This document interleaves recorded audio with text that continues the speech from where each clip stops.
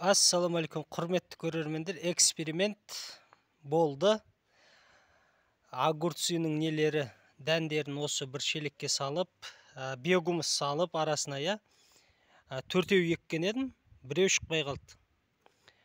5 күн болды. 5 күнде осындай өсіп, жаңағыдай әрекет жасауда. Бұлардың жақсы өсіп шығу себебі мына топырағы борқылдақ. Мен бұны азанда бір уақыт, бір мезгіл жаңа суарып тұрған жайым бар еді. Қанша суарсам да мына бет жағы ешқандай қатып қалған жоқты. Еш қиналмастан жаңағыдай көкке шықты бұлар.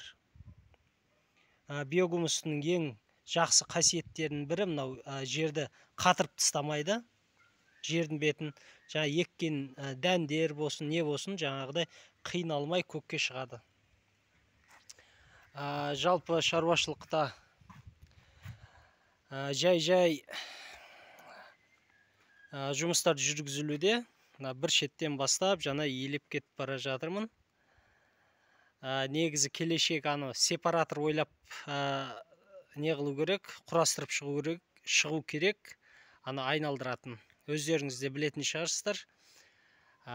Сол сепараторды осы моторчигімен жаңағыдай жасап шығу керек. Оның келешектің еншісінде дайын нелер бар.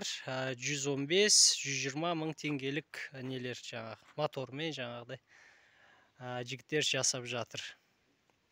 Жалпы тыныш, біз жақта жалпы тыныш, барлығы бір қалыпты, ешқайда асығыс жоқ.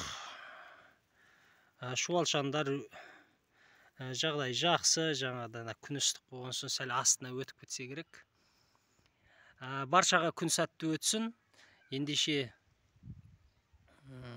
Шұбарсу ауылынан баршаға сәлем жолдаймыз. Күндеріңіз сәтті өтсін. Сау, саламат болыңыздар.